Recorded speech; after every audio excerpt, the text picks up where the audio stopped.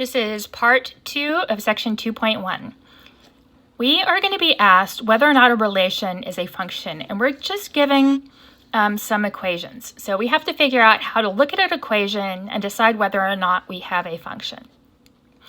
Now, by the end of the course, you will be able to look at these equations and know what their graph is going to look like. We will know the basic shape, maybe not the specifics of just looking at it, but the basic shape of our graph. That will come, this section will become easier as we go along in the course. But we have to figure out some other stuff, other way to approach it for right now. Now, I'm not going to worry about asking you the domain and range on these problems. Just recognizing whether we have a function or not is going to be enough. What you want to do is to solve for y.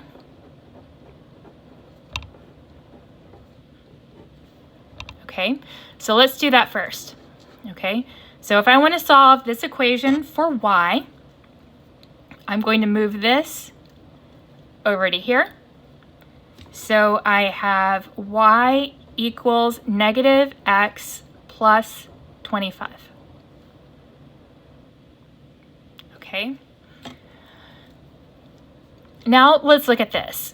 Our basic definition of a function is if you plug in a number from x, for x, are you ever going to get more than one answer for y? If I plug in a value for x, I'm going to make it negative, and then I'm going to add 25. This number is this number. There is no way I'm ever going to get more than one answer here. This one is a function. Okay? This is a line that is not vertical.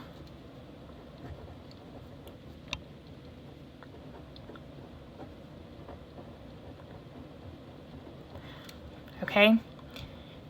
Is this ever going to double back on itself? Is this passing a vertical line test? Absolutely it is. Okay? So this is a function. Okay? Now let's do this one. Again, I want to solve it for y.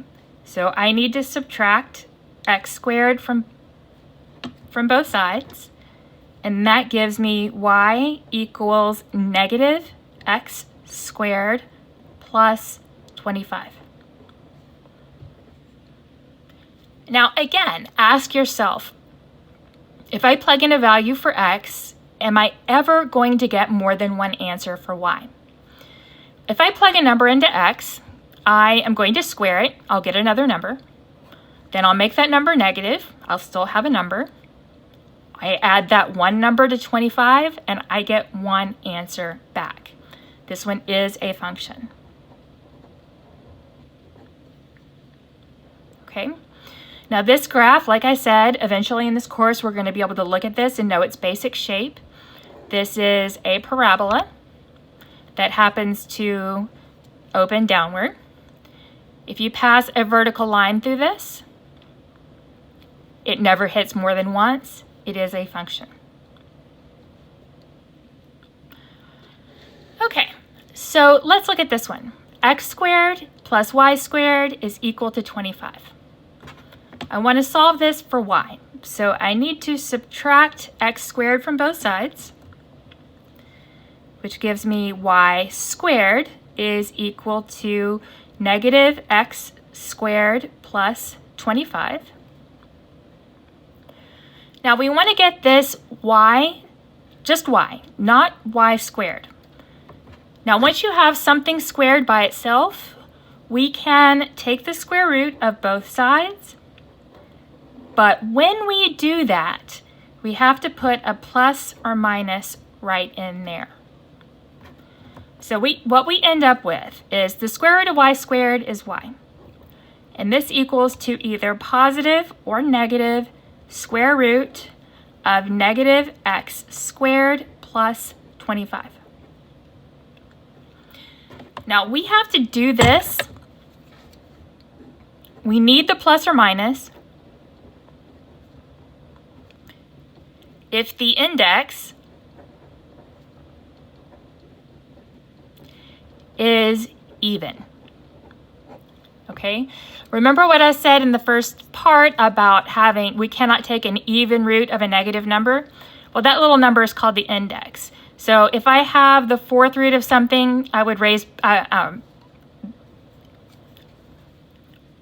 me rephrase this. If when you take the root of both sides, your index is even. So if I need to take a fourth root of both sides, I would need a plus or minus. If I needed to take the sixth root of both sides, I would need a plus or minus. But if I needed to take the third root of both sides, no plus or minus. Okay? Now, why is this important? Because if I plug a value in for x, just imagine a number. I square that number, I still have a number. I make that number negative, still a number. I add 25 to it, I still have a number. Take the square root of it, and I still have one number.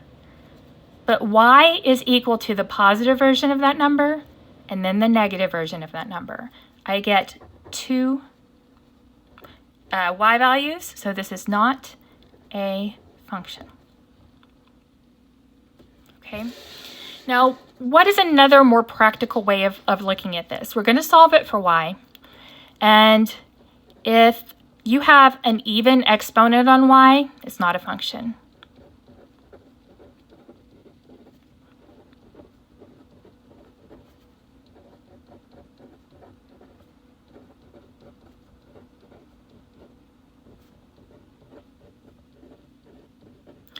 That's the main thing we have to worry about at this point. So you could have looked right here, seen that y has a square on it, so you're going to get two answers. Now, what is the basic shape of this graph? This is a circle. And like I said, eventually you're going to be able to look at this and know that it is a circle centered at the origin and it has a radius of 5. Don't worry about that just yet. That's the end of this chapter. But if we have our graph as a circle, this thing definitely does not pass a vertical line test. Okay, so let's look at one more little topic. We are asked to use function notation.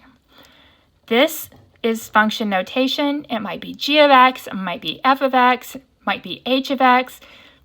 You're just going to have something right there that identifies the particular function. Okay, this is read g of x, and it does not mean g times x. Okay, so right here we are given this function, and then we're going to be asked to calculate or evaluate various other values. What this means is it's telling me to go to the function I call g, which is right here, and then I'm going to take a -1 and I'm going to plug it in for x. So what I have here is -1 squared minus 10 times -1 minus 3. -1 in parentheses squared is 1. -10 times -1, that's going to be plus 10 minus 3. So that's 7 plus 1, I get 8. And 8 is the answer you're looking for here. Okay? Now, you're not always going to be asked to plug in a number. Sometimes we're asked to plug in some sort of expression.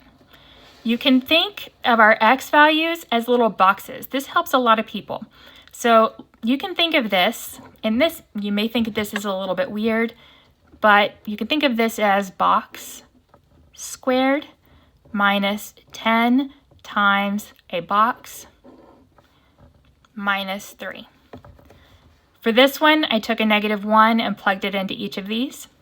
Here, I'm going to take x plus 2 and plug it in for each one. Okay? So what does that look like here? This is x plus 2 squared minus 10 times x plus 2 minus 3. Now, this is a little bit silly, but one of the most common mistakes is people plug in here and here, and then we're just careless and we leave off the constant. So double check yourself that you're remembering to put that in there. It's such an easy mistake to make, and it's so easy to fix. All right, so we need to square this, which means we need to remember how to do a binomial squared.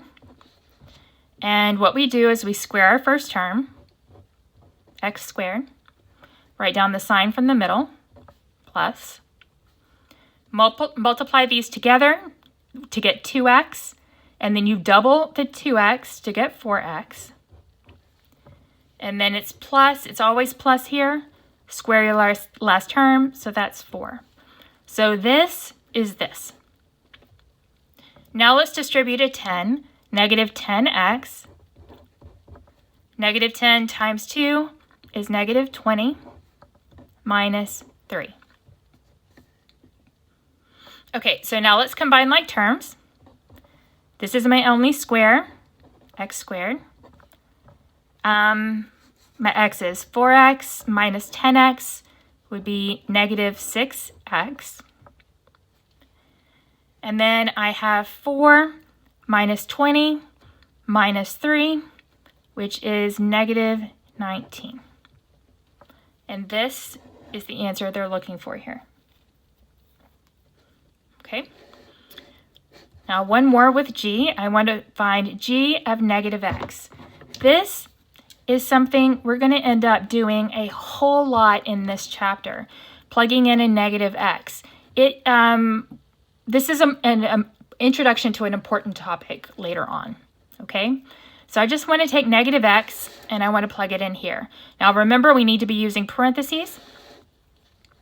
So I have negative x squared minus 10 times negative x minus 3.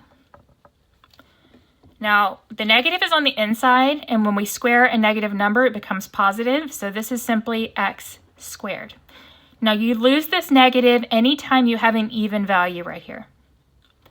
If you have an odd exponent, remember this is an understood exponent of 1, then your negative stays around. So this is negative 10 times negative x, which ends up being plus 10x, and then I have the minus 3.